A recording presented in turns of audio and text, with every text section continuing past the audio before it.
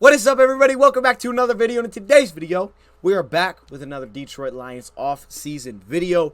But at this point, honestly, I'm not even sure if I can say off-season anymore because I think technically the off-season is over, as rookies are now reporting for camp. Detroit Lions training camp kicks off in less than 2 weeks. I mean, you have preseason in like 3 to 4 weeks, so we're really right there. We're right around the corner. For some teams, they already have players reporting, so I guess technically the off-season's over. I don't know. The point is, training camp hasn't started yet for us to go watch, so I'm going to say it's still the off-season, but the point is we're right there, even though that week between like preseason and regular season feels like forever, because I mean, preseason's cool. I love getting to see all the players, but then it's like, okay, let's get down to business. So today's video, we're going to be taking a look specifically at the Detroit Lions offense in this video and the strong finish that they had to the season, as well as how that ties into the culture. So we'll take a look at some clips, some stats, some quotes. Really don't know what the heck the title of this video is going to be, so I guess we'll wing it. We'll see what happens, and let's get it started. Fired up. It's made a great decision. Great teammates, coaches, and other people who want to be Super Bowl champions. And we are. We're going to do it this year. And we're going places, because we want to go places. Touchdown, Detroit Lions!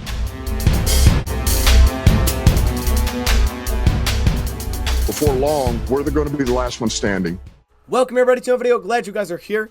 Yes, we're back with another Lions offensive video. In our last one, we did a very long video taking a look at each cornerback in that positional group. We'll see if we continue those or not. That took a long time, so I may have to do like a condensed version of that before training camp starts, maybe with Rad, just an overview.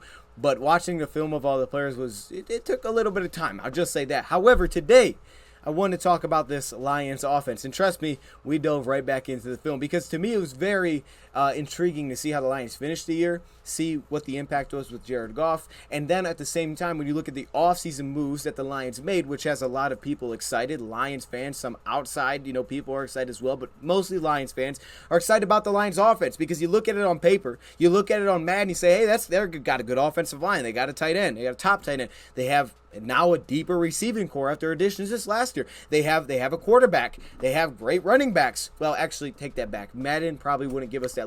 Somehow our offensive line would be trash on Madden. I'm just saying that. Can we show Big V a little bit of love? I really wanted to try to dive in once again to the Ben Johnson effect, and this kind of ties along with a video we did a while back where we took a look at how schematically things could adjust and change this year with Ben Johnson as the offensive coordinator, the tempo. We took a look at all that stuff, but this is going to be a little bit more of just the finish that we had specifically in the passing game, also how that impacts the run game, and with the additions that the Lions made this offseason, why did they feel like they needed to make those additions? So I'm going to try to tie that all in together, as well as this Lions culture, because we got some great quotes from Dan Campbell. I mean, you always know he gives you great sound bites, he gives you great things to read.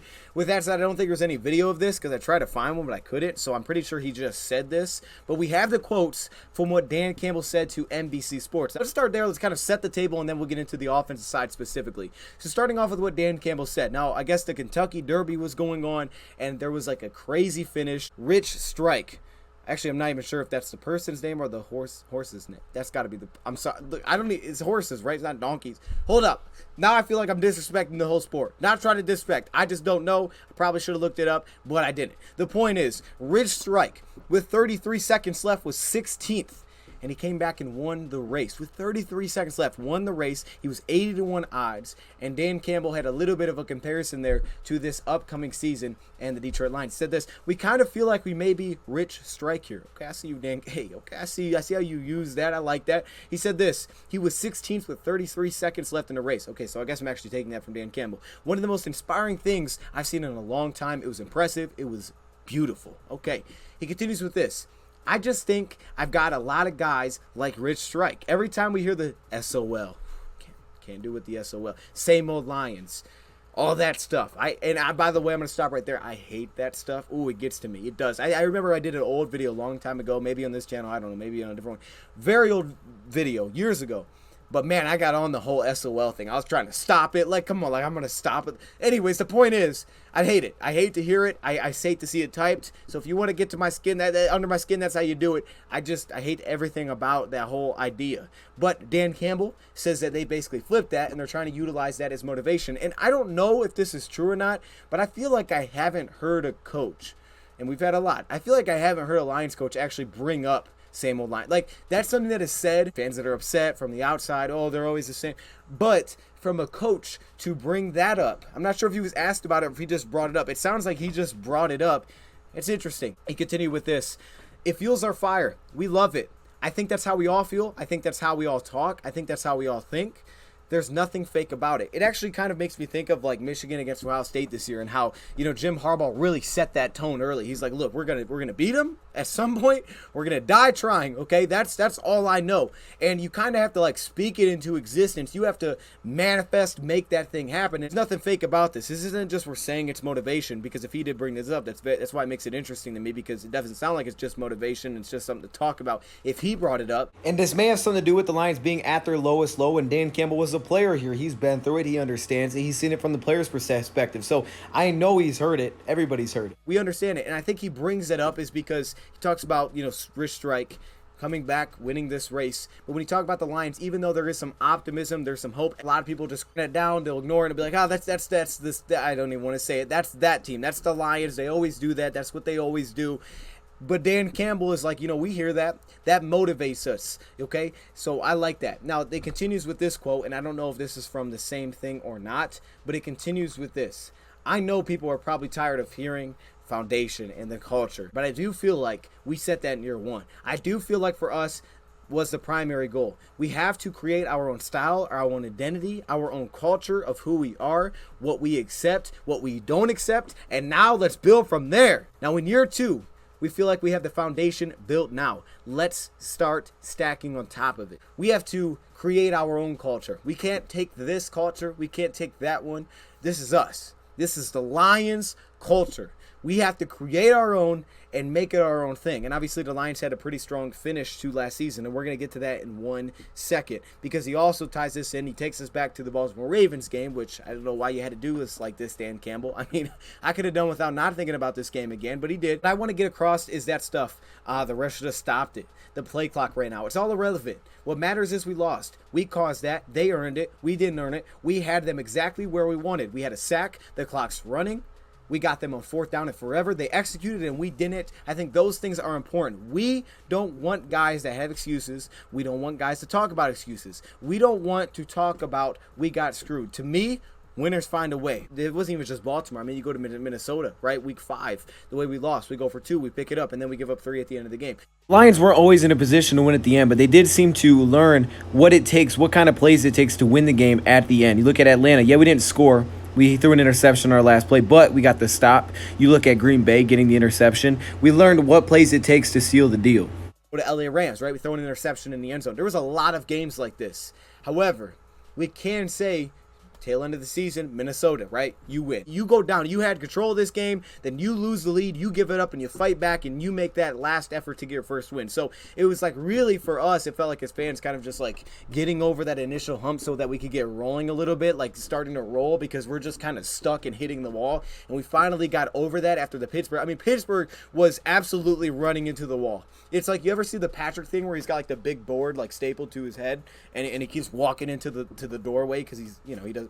The point is, that's what we were doing against Pittsburgh, and we finally broke through against Minnesota, and you know, we finished well, 3-3. Goff was 3-1 as a starter in his last 4 games. The reason I bring that up, and again, I don't know if that's a new quote or not, but is because, and this will be something I think I have to dive into a little bit deeper eventually, because I mean, it's been an idea on my mind. When you look at their, you know, playoff appearance in 2011, after going through this long drought, they drafted Stafford with the top pick. They just had went 0-16. When you look at that 2011 season, the year came before that, the Detroit Lions went 6-10. But what's interesting about that 6-10 year in 2010, heading into 2011, is that they won their last 4 games of that 2010 season. Unfortunately, with Schwartz, as much fire and energy as he brought, his issue was that his teams consistently finished bad, and he would bring it up, man, we were 1 play away from this one. So that's gonna be big. We were 1 play away a lot with Matt Patricia, and that seems to separate some of those middle tier teams. The question is, can you get above that, wins the ones games they're supposed to, and then aside from that, can you make the play to put you over to the top? But as we know,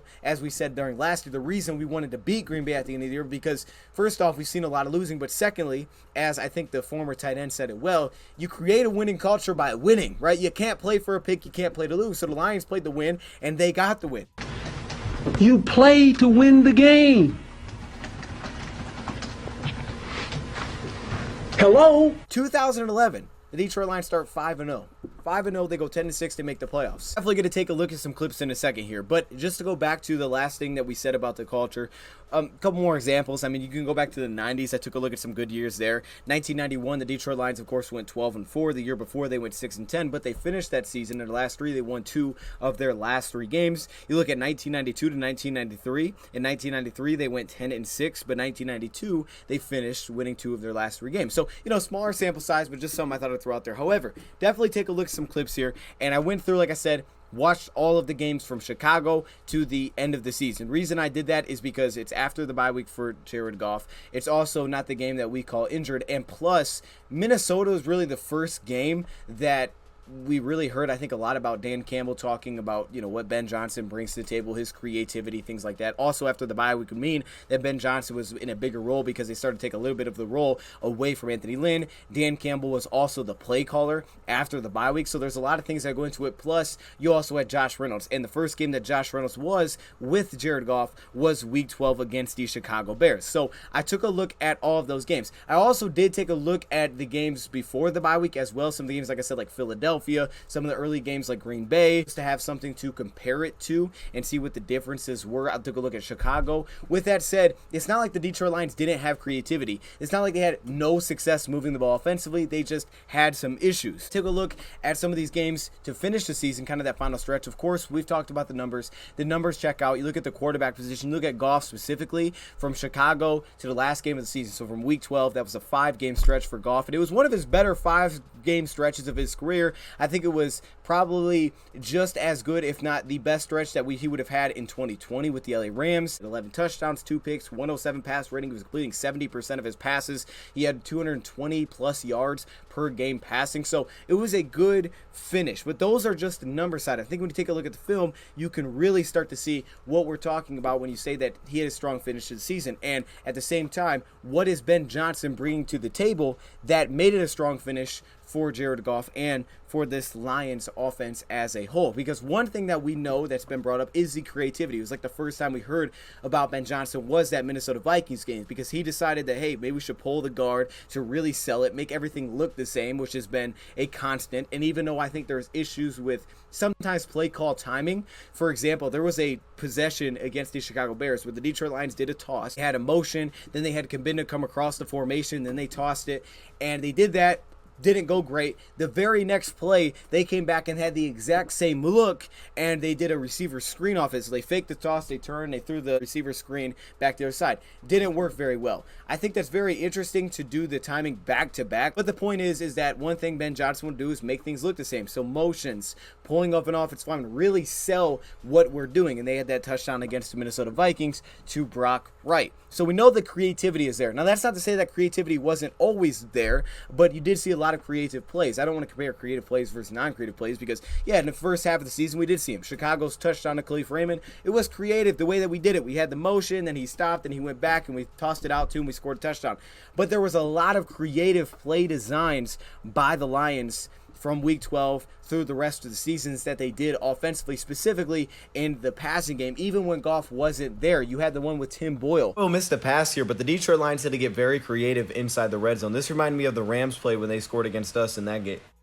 Give him answers. One thing I didn't always feel like with the LA Rams is he always knew what the answer was. One thing that we know going back to college with Jared Goff, going back to Cal, is when he figured out things went well because he knew, he was confident where to go with the football, and that's where you really started to see him stand in the pocket, take hits, deliver, still be accurate. You're willing to stand in the pocket when you think you know what the answer is. When you don't know where to go with the football and you're like, oh gosh, what do we do now? That's when you start to panic and scramble, and that's not really the mode you want Goff in. Now, he's made some plays off of that, but that's not the mode that you want him in. And you need to have answers in the NFL because of all the disguises, all the blitzes, all the bluffs, everything that teams are going to throw at you have to have answers. And while in a maybe more of a lighter sense, the Lions were giving their quarterbacks answers, which is pre-snap, motion indicators. These were things that I didn't really see as a thing back when he was with LA. It's why people think I'm crazy, but I say it. Stop looking at the stats for a second. Watch the film. I would take last year's Goff, especially that final stretch, over 2018 Goff. But what if they blitz and you don't see it coming and this route isn't there? How do you find your hot read? How do you find this and that? That's something that he started to answer the problems on the fly. One play that stuck out to me is the throw that he had to Tom Kennedy, because this play is not just great because it's like, okay, yeah, he avoided some pass rush, he rolled out and he made a good pass, but it's also, just look at the fine details. Like, this is one thing that the coaches have told us is Ben Johnson. He's so detail-oriented. Well, you want to put that on display? Take a look at the detail of this play. Oh, that was a rhyme. That was a bar. Watch Tom Kennedy. All right, what I like about this is how Tom Kennedy runs this route. He gives the linebacker no reason to believe that he's going to be cutting back to the middle of the field on this play. And as soon as he gets to the blind spot of this linebacker, he is then breaking back inside. I love watching Tom Kennedy's route here, just little details. Lions go motion pre-snap, kind of get to tell zone coverage, and they did a lot of these two-man things where they would follow each other. But look at Tom Kennedy, how he releases outside, then when he gets to the blind spot, cuts back inside. Goff uses that rollout to his benefit, knows where he is, and throws a pass that we didn't see. Throw that Goff would have made early in the season. And there's a lot of examples I will throw in here for sure of the creativity the Lions had offensively, but starting off specifically is finding a way to give him answers on the field. And they were even trying to do this with Tim Boyle. The man zone reads, I love these for the Lions because pre-snap indicators became a thing. It wasn't every play. The Lions like to do their tempo plays, and we saw every once in a while Lions missing tempo. This takes us back to the other video we did a while back where Lions will want to try to change up tempo coming into this year. And sometimes they're not really getting a lot of pre-snap indicators. You're going up, snapping it, and this is the play we're running. A lot of times it's a play action, a lot of times it's a bootleg or rollout, things like that, and it's just a layers concept. But pre-snap indicators seem to be a thing at times where it was, okay, here's your motion, what does the defense show you? And then you can try to take that and utilize it. You saw it in the red zone. Sometimes it worked, sometimes it didn't. For Tim Boyle, he threw a pick in the end zone, right? You had a man zone read. He read it wrong. You thought they were playing this coverage. They were playing this one. He went to the wrong side of the field, and he threw it right at the defender. We've seen it work out. You take a look at the play to T.J. Hockenson, right? He gets the sense, okay, hey, it's man coverage. Utilize the motion. It's man coverage. T.J. Hockenson has this one-on-one. Let me look off the middle safety. Hold left, come back, slant, touchdown. Even ones that don't work, Josh Reynolds. Here's the motion. Okay, it's man coverage. It was the right read. They just didn't connect. Those man zone reads gave you answers, but it also allowed you to stay into the pocket for Jared Goff and find that third progression option for him when the first, concept or combination wasn't necessarily there. Lions ran the same kind of concepts throughout the entire season. You can see them back from week 2 to week 17. Same type of concepts. Now, they changed it up, how much they utilize certain things, and they changed up for opponents, which we'll get to in a second. But what you started to see is that he was able to start to find that third read. By the time you got to Chicago, which I think is one of the best games he played of the year, because he looked very under control. It was a different Goff. Obviously, we saw the big play to Josh Reynolds. But when you just see the way that he was getting through and finding the third progression, sounding, hey, that's not there, let me get here, utilizing the pump fakes, feeling, hey, defender, this is man coverage, let me get a little pump fake in there, let me really sell it, standing in the pocket, taking the hit to deliver, trusting that they're going to be where I think they're going to be. Josh Reynolds was the first indication of that when he hit him on a 40-yard touchdown. He got him going early, and I feel like he didn't let off after that was the touchdown. Now, sometimes I think Goff can not trust himself completely, and there was like a play where we had a holding and Dan Campbell called it out after the game. It's like, hey, our quarterback can't roll out there, we're going to draw holdings. He had the right read. He knew where to go with the football. So cover 3, boom, cornerback dropped, he had the flat, he looked there, and then he pulled it down. It's like, Goff, just throw that. You trust your eyes, trust yourself there to make that pass. I understand no one turned the ball over. More aggressive, cause for you're going to have to take some risks, and he will. With that said, though, you sometimes just like, hey, just, put it out there. Trust yourself. Trust that you understand. I think more time with an offense should lead to that. Plus, when you start implementing, hey, we're not designing routes to run you off and check it down. We're designing routes to actually take this shot downfield if it's there. The Lions rarely did that. Every once in a while, you get like a glimpse of, oh, there's a try. They tried it there. For example, Denver, they had one with Khalif Raymond. Now, they kept doing this concept because they would run 2 guys off deep, and they'd run a deep out, and they run an out route underneath. And usually it was Hockenson. This time, Khalif Raymond gives you a little stutter at the top of the route and then goes.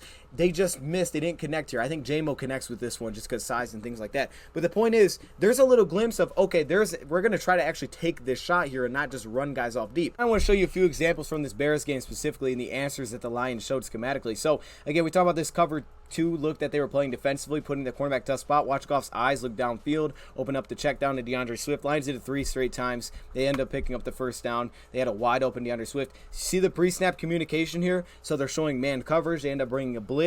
So what did they do? Well, TJ Hockenson basically plays like a screener on this play for DeAndre Swift. That was the very next play. So again, pre-snap, sometimes you get some of these indicators. You see the pre-snap adjustments, and then he has an answer, which was finding DeAndre Swift and picking up the first down. That was really like one of the biggest things that you start to see as the season went on. Ben Johnson exploiting defenses was kind of a normal thing. You're going to see the exact same play twice here that the Lions run. And because of the coverage that the Bears are playing, Lions take advantage of it. They have TJ Hockenson take the attention of this outside corner with the running back run a wheel route. Now, the second time, he's going to give a little pump fake. And because of that, it pulls the linebacker out of the play, and it puts St. Brown either in a one-on-one with the linebacker or passing him off to nobody there. It's an open zone. Goff's willing to stand in the pocket to deliver that, and you have a wide open route. So underneath, but it's great play design. He says, hey, linebacker on St. Brown, that's an advantage for me. I'm taking that. Back to kind of the 2 deep safety look. So watch Jamo. You see the creativity there? Same thing against the Cardinals, where he waits to come out of the backfield. He doesn't immediately play action, get to the flat. He sits and waits like he's blocking. Cornerbacks leave. They're like, hey, there's no one underneath. Then he leaks out. Goff just has to hold, and then they check it down. So we see check down.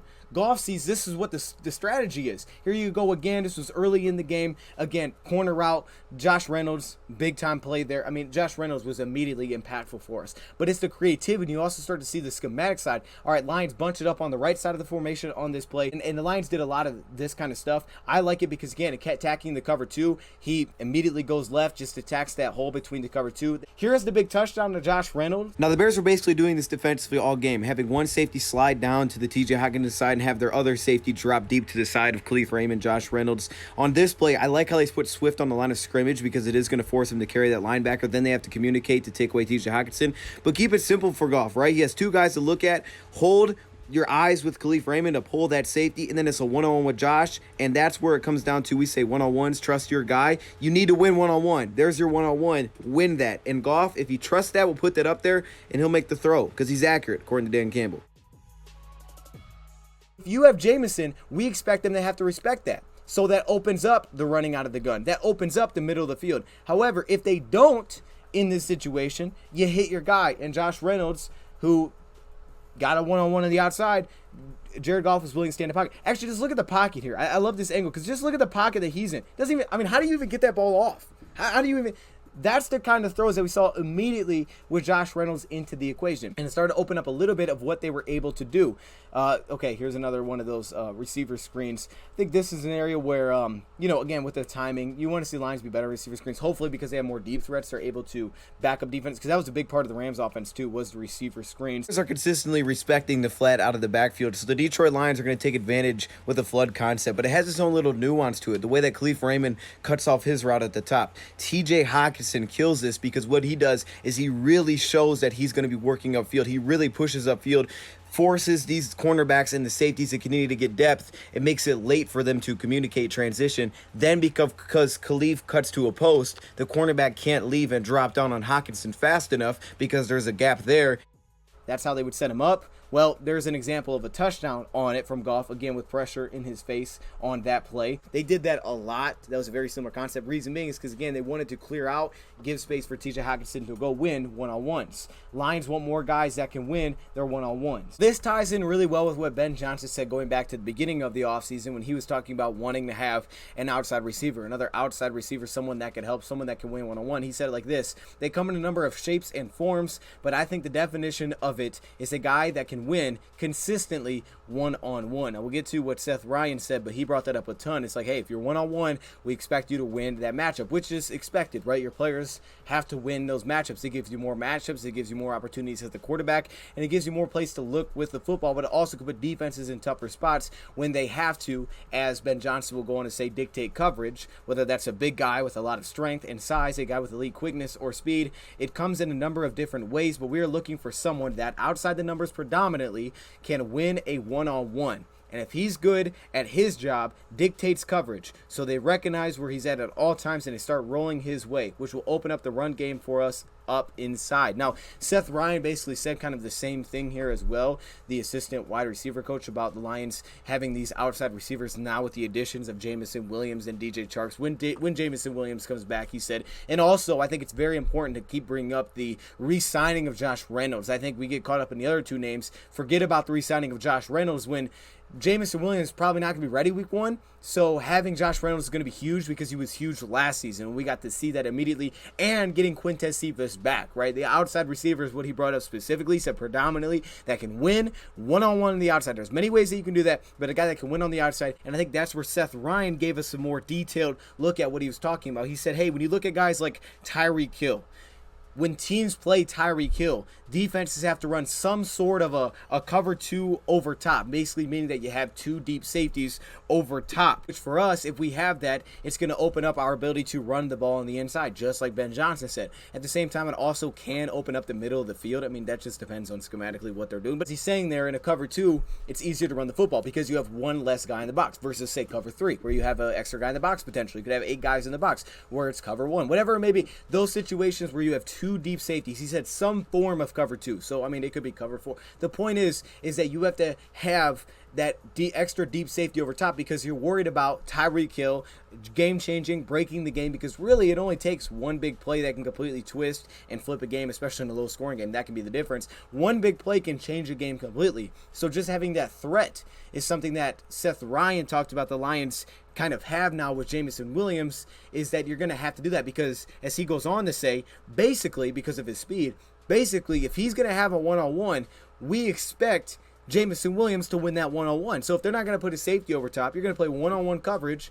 We expect that we can throw the ball there and you're winning that one-on-one. I mean, and it can be as simple as that. We expect you win a one-on-one, and if you consistently win your one-on-one 80% of the time, I think is the number that he used. He said he felt like he had to do that when he was one-on-one. You win 80% of the time, defense has to throw help to coverage your side. Love the way that he said it because you said you must win one-on-one. Now, he wasn't just specifically talking about, Jameson Williams. He's talking about everybody. We expect you, if you're one-on-one as a receiver, as a receiving weapon, that you win that matchup. Running back, you're one-on-one linebacker, win that. Tight end, you're one-on-one linebacker, win that. You're one-on-one safety, win that. You are a slot, whatever it may be. If you're a receiver and you're one-on-one, you are expected to win that. If you really think about it, if you really take it to a very simple form, I mean, the average pocket time for a quarterback is what, 2.5 seconds, right? And the ball's out of the hands. I've said it before, and this is why I'm glad Seth Ryan's saying it, because I think he makes it very clear. He makes a clear picture of this. By the way, Goff had an average of 2.4 seconds to pocket time last season.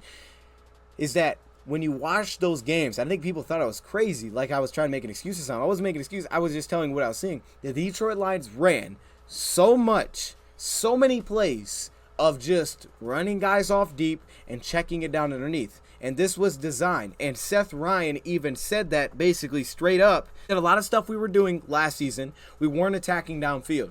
So to me, that makes me think immediately Philadelphia. And now you think about that stretch of the Philadelphias, the Cincinnati Bengals, the LA Rams. Like you think about kind of that stretch. We had a couple of big plays in the Rams game, but really not a lot of air yard big plays. You think about that stretch last part of the season, mainly because there was no Quintez Cephas, who became your tout outside receiver immediately. We've talked about this many times. But you think about that because the Detroit Lions ran, and you could see it on film, and they still continue to do it to the end of the season, a little bit less at times, where they would just run guys off, and they would go underneath. And to me, what you consistently saw is that the guys that they would run off over top was Trinity Benson, sometimes it'd be Khalif Raymond. At that time, St. Brown wasn't as big a part of the offense as Ben Johnson made him, but it was to get opportunities of, let's clear out the congestion, let's try to get a one-on-one with TJ Hockenson, let's try to attack the zone with TJ Hockenson, because that's the guy we felt like could win a one-on-one. And it came almost as simple as that. Is there were so many times, anytime with the 3rd and 11, it was like, okay, they're going to run off and he's going to try to get T.J. Hockenson one-on-one. And sometimes they would get creative and try to run underneath like drags or crossers and have Khalif go pick it up. Seth Ryan says that. I love it because it was kind of what I thought the entire time is like, hey, the Lions aren't pushing the ball downfield, but they're not designing plays to go downfield. I mean, there were so many plays where Lions run 4 verticals and then they would run a check down underneath. And it was a lot of times you're like, there's no way he's actually trying to get it to one of these receivers. They have Jason Kabinda out there playing in the slot. Like, you're really telling me that's, like, hey, let's try to get a shot to Kabinda here.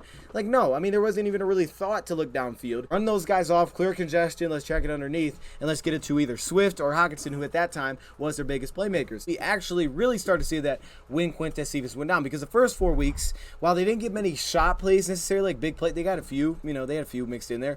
On the season, they didn't get a ton of shot plays. But Quintez Cephas could win one-on-ones pretty consistently. More often than not, if you got a one-on-one with Quintez Cephas, you could throw that pass and he could win that matchup. The issue became is when Quintez Cephas went down, the Lions could no longer go to that. They couldn't go to Trinity Benson's one-on-one, let's go there. They couldn't go to Kadero Hodge's one-on-one, let's go there. Shane Zylstra's one-on-one, let's go there. We saw that in the Denver game later part of the season when guys were missing. When guys were missing, we felt it. We absolutely felt that. I'm not saying they didn't improve. Kadero Hodge got better. Trinity Benson, we'll see what he looks like this season. The point is, though, we couldn't trust those guys to win one-on-one. So it really changes your offense when you lack that trust of, well, that guy's going to win one-on-one. And that's something that I was trying to say, but Seth Ryan came out and said it. Talked about this receiver room and how they complement each other well and how we have, different type of weapons like Josh Reynolds. He's very fluid. He's got some size. DJ Chark brings height and speed, which again, tie this back to what Ben Johnson said that he was looking for originally. Ben Johnson also said that he was looking for more size within the red zone. He said one thing that we may have to look to is having more size inside the red zone when you get inside the 20, the 25-yard line to win outside the numbers. He said that's the place that we may have to look as trying to win more outside the numbers. As I went through and I took a look at every game from week 12 to week 17 that Jared Goff played in, but also the games that Goff did not play in. So even this starts with Tim Boyle, Atlanta, Seattle. And I noticed we were really bad in the red zone, really bad. We were very inefficient. So I tried to put some numbers to it because, Ben Johnson told us we were inefficient there. He didn't give us no specifics, though. But when you watch it, just like, the Lions are bad here. So let's put some numbers to it. The field is more condensed, but when you're at the 3-yard line, the field is not condensed, right? Now, some situations, Lions had a lot of run stuffs. They get to the 1-yard line, they would get stuffed. They would get stuffed. They would get stuffed. Lions were not very efficient when they got inside the 3-yard line, trying to punch it into the end zone. They were very bad, so that's an area they need to improve. But just look at the number side of it in those games. Detroit Lions averaged 2.75 yards per carry. For every rusher, 2.75 yards per carry from week 12 to week 17 inside the 25-yard line. To make it even worse, the Detroit Lions, if you take out the runs that Amon-Ra St. Brown had, so we're not talking about, whether it was an end around or St. Brown got a handoff. If you take out those carries where the Lions got very creative, the Lions averaged 1.8 yards per carry inside the 25-yard line. That's how efficient the run game was when they were inside the 25. It's another, basic stat to take a look at that, according to Sharp Football Analysis, by personnel grouping, rushing the football, how much success the Detroit Lions had by personnel group. And the reason I do this is because it kind of can give you an idea of how important it is to have these receivers that threaten your defense, that forces you to either put 2 deep safeties, to get more depth as a defense, which can allow for more spaces. Now, this isn't perfect because, of course, better run defenses affects this. So if I face a better run defense in week 6 than I did in week 12 when I had Josh Reynolds, that's not exactly perfect because of the fact that, hey, that run defense could have just been that much better. But we could take a little bit bigger sample size. And just this is another way to look at it. When you take a look at weeks 5 through 8, the reason I do that, once again, we'll take a look at more, but weeks 5 through 8, when the Detroit Lions did not have an outside receiver, they also didn't have Taylor Decker or Frank Ragnow. However, weeks 5 through 8, Lions didn't have Quintez Cephas, they didn't have Josh Reynolds, they're looking at Kadero Hodge, Trinity Benson, Geronimo Allison. Those were the kind of guys on the outside. According to personnel grouping, when the Lions were in 11 personnel, which means 1 running back, 1 tight end, 3 wide receivers, when they were in that personnel grouping, the Detroit Lions averaged 3.6 yards per carry on 45 rushing attempts. That's not very good. In 12 personnel really stands out because that means 2 tight ends. It can still be out of shotgun because it's 2 receivers, 2 tight ends, 1 running back, but it's a little bit of a heavier personnel grouping. The Lions averaged 1.6 yards per carry. Now, they didn't also run the ball into that formation very much either, only 14 attempts. 1.6 yards per carry, and out of 21 personnel, which is 2 backs and 1 tight end, I believe that can also include a fullback, and the Lions were pretty good at this all season long. They averaged 4.2 yards per carry on 17 carries. So basically, the efficiency for the Lions rushing the football dropped pretty much in every single category when they didn't have that outside receiver. Put that in comparison to weeks 12 through 18, this is when the Lions had Josh Reynolds. Not every game. One game they did not have Josh Reynolds, which was Seattle. They also, for 2 games in there, did not have Jared Goff. It was Tim Boyle. But you can really see the statistics difference. Out of 11 personnel, the Detroit Lions averaged 3.9 yards per carry, which is 0.3 yards up. In 12 personnel, the Detroit Lions averaged 4.8 yards per carry. So it was 1.6 from weeks 5 through 8. From weeks 12 through 18, the Lions averaged 4.8 yards per carry and a 60% success rate. Lions didn't have much success, according to Chark football analysis, as we know offensively last season, but they were successful, one of the more successful teams out of 12 personnel in those weeks, and 21 personnel, they averaged 3.9 yards per carry, which is a little bit of a dip, actually. The stats that Jared Goff played, at the games that Jared Goff played, weeks 12, 13, 14, 15, and 18, in 11 personnel, again, the Detroit Lions averaged 3.9 yards per carry. However, in 12 personnel, Lions averaged 4.4 yards per carry in those games that Goff played in out of 12 personnel, and 4.1 yards per carry in 21 personnel. And also, 4.7 yards per carry in 20 personnel. The point is the Detroit Lions, just by those numbers alone, it shows you how less effective the Lions were in 12 personnel through weeks 5 and 8, weeks 5 through 8, when they didn't have an outside receiver. When you look at the entire season for the Lions, in 11 personnel, they averaged 4.2 yards per carry. Again, I'm sure they want that to be higher, 4.2 yards per carry on 214 attempts. The reason I focus on 12 personnel is because can you still threaten a defense with 2 receivers on the field versus having 3 receivers, which a lot of times defenses are automatically going sub-package. A lot of times they're going to play 2 deep safeties. But in 2 receivers, can you force defenses to be worried about you going over the top? Because what the Lions have shown, which is aspiring, is that they can be dominant out of 12 personnel. And they were pretty darn good at it last season. It was just a stretch where they were really bad, which holds down their numbers. The excitement is that with 2 better, more explosive receivers over top, you would think those numbers would climb even more to the point where you're dominant. Not just good or great, dominant as a rushing team. 12 personnel in the season, they averaged 4.6 yards per carry on 91 attempts and 4.8 yards per carry in 21 personnel, which again, for the season sample size, it's 2 backs and a tight end. That's pretty darn good. 4.8 yards per carry, I'll take that. But it does show you as a whole on the season, you averaged 4.6 yards per carry when you had 1 running back and 2 tight ends. But the weeks that you didn't have a receiver, and you had Goff, now you didn't have Decker either, which is another factor that plays in this, you averaged 3 yards less per carry. That's very, very concerning, and it was also a pretty small sample size, however. So I think as a whole, you can kind of just see the numbers there. Lions want to get better in 11 personnel, and having more dynamic receivers should help that. At the same time, 12 personnel, you really got to see how ineffective the Lions were rushing the football when they didn't have outside receiver help. Yeah, the Lions did have some success at times when they started to use creativity. I mean, St. Brown had a big touchdown run in.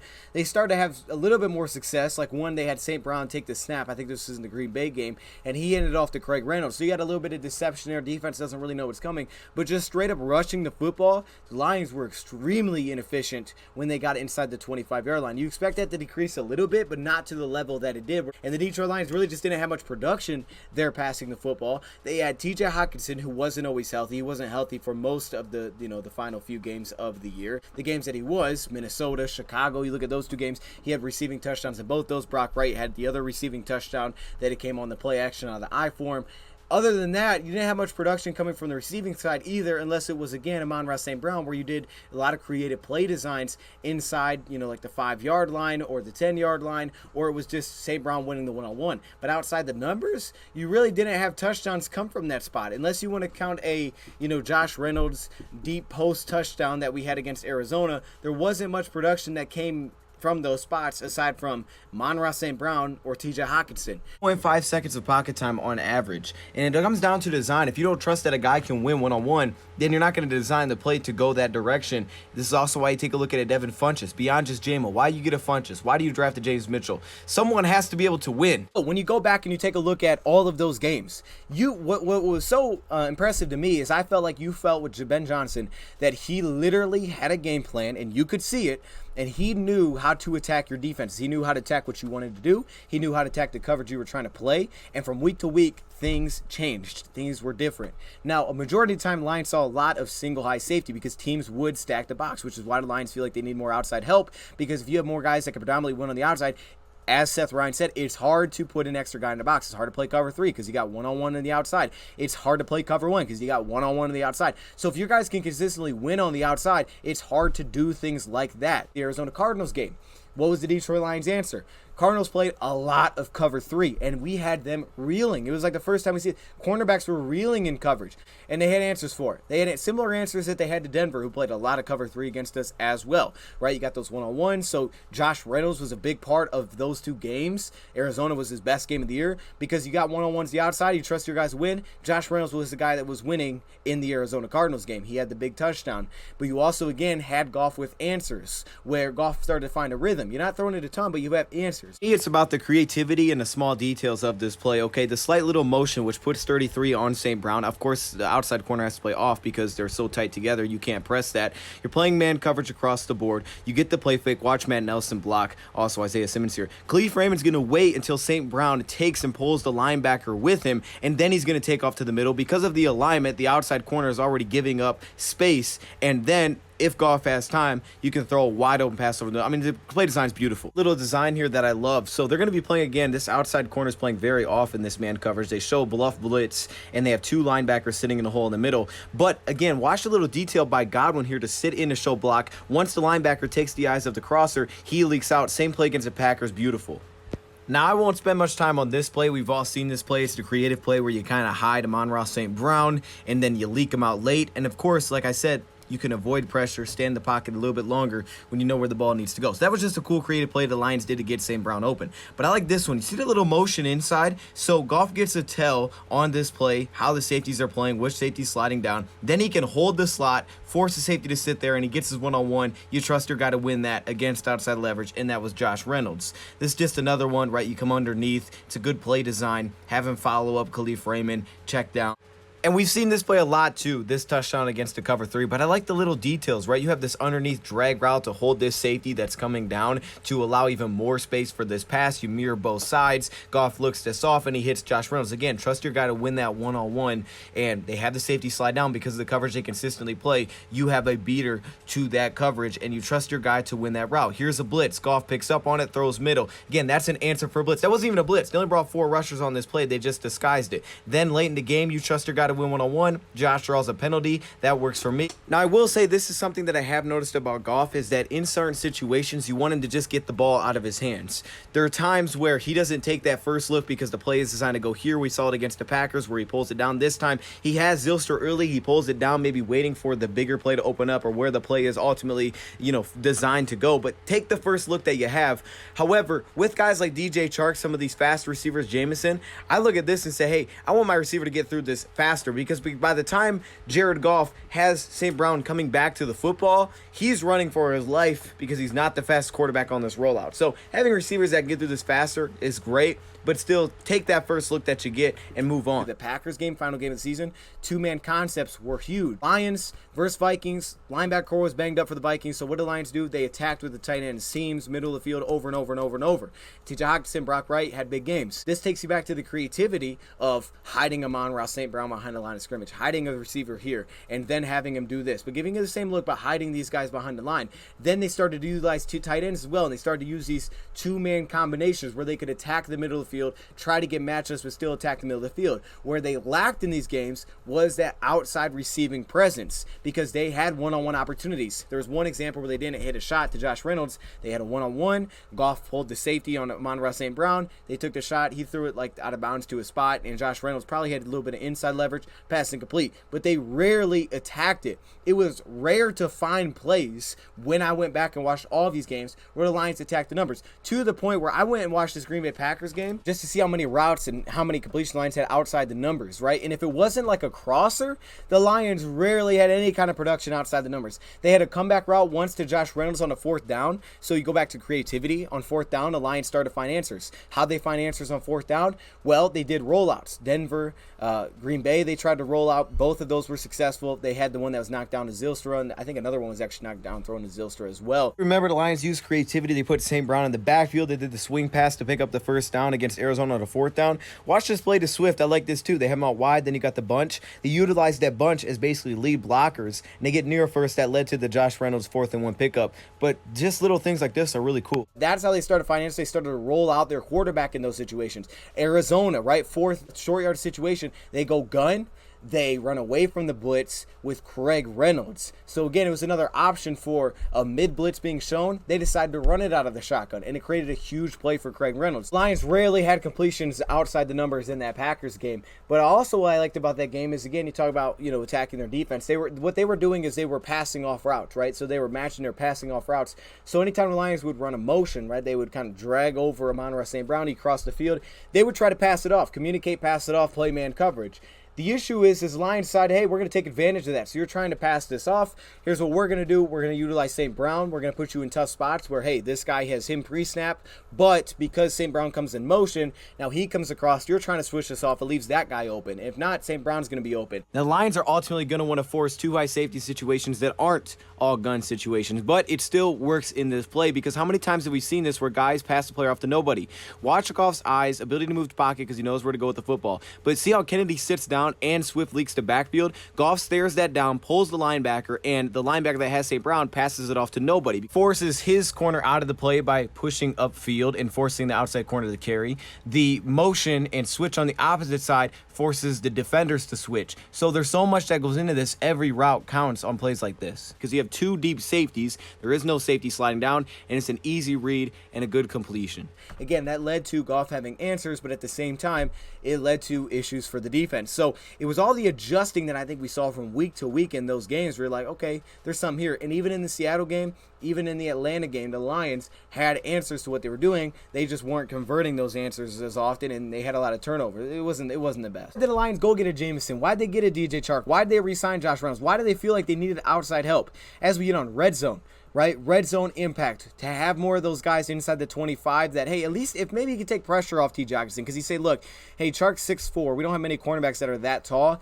How can we match up with that guy? Okay, well, maybe we'll have to slide a little bit of help over there, adjust our coverage. Creativity was always there. That's how we got in the end zone. Creativity, St. Brown, hey, we're going to motion him. Everybody thinks it's drag. They're passing this off. Nope, he sits down. Again, what do we say the Packers are doing? They're passing everything off. So Ben Johnson takes advantage of that from the 2-yard line. He said, all right, guess what? Or the 1-yard line.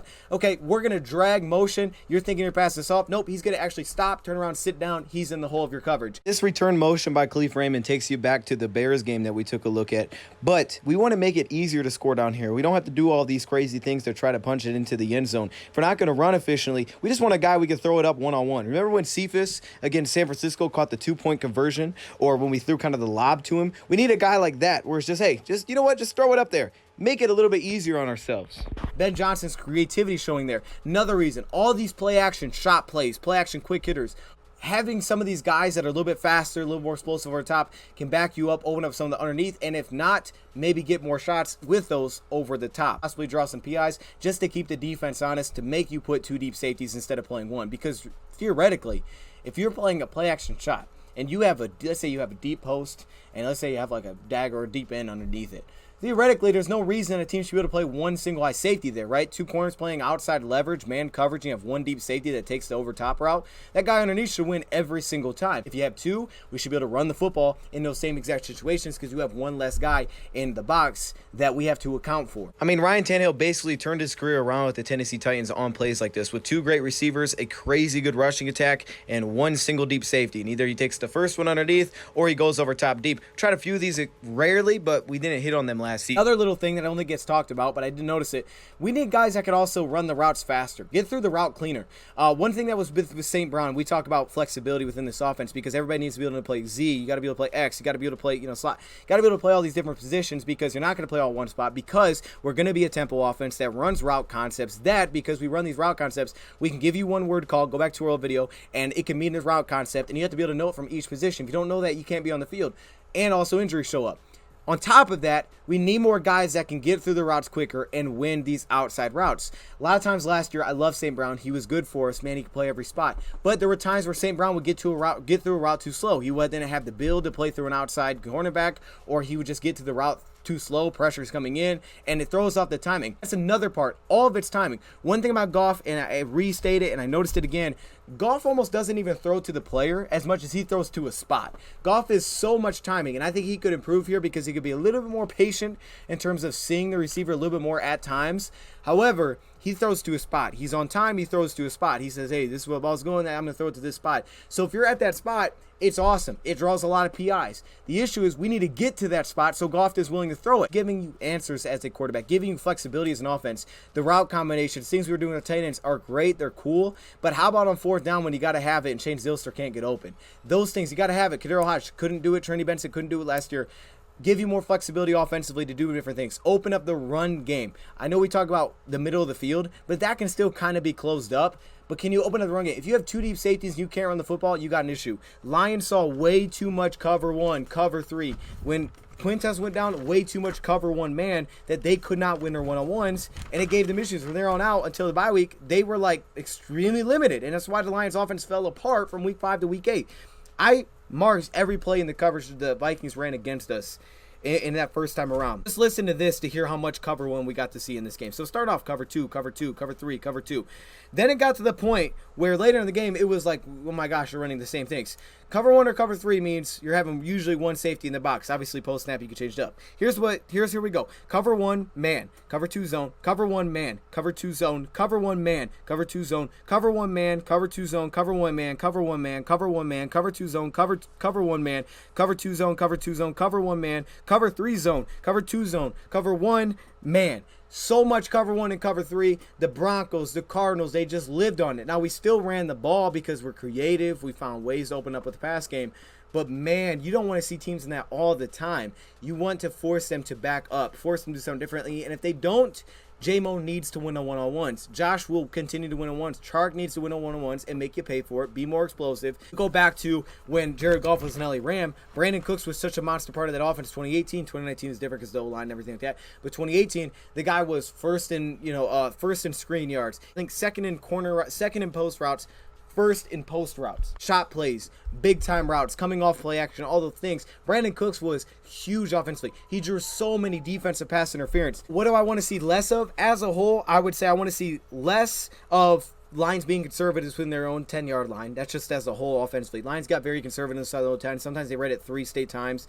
Be more aggressive there. Trust your quarterback, put it in his hands. One thing I know is you can't have a quarterback not make mistakes. Like, you can't have a quarterback be very good, be explosive offensively, but also not make mistakes. You have to put it on his plate. If he's going to learn to, hey, react to the blitz on the fly, I'm putting this on your plate, you have to find the answers yourself, but the answers are there. We give them to you. You have to find them. Yeah, you can't do that if you don't give them that chance. If you say, this is what you're going to do, hey, I'm going to talk to you up until the play starts. Like, you got to grow. And that's why we always talk about the Goff Stafford trade happened. Goff needed to grow. He still needs to grow. You have to allow him to try and grow. And without giving the weapons, he can't grow. He can't grow in an offense where it's run him off, throw it out route. You have to allow him to grow, make mistakes, figure it out. Another thing, less flags. We had way too many flags last year. That's an easy one. Trust his eyes, as I said, get the ball, and play call timing could improve a little bit. But Dan Campbell, we'll see if he play calls again. We'll see. Maybe it's Ben Johnson. Maybe they get better. I don't know. Point is, though, some of the main things that I took away. Any other thoughts, comments below. Thank you for watching, and I'm out.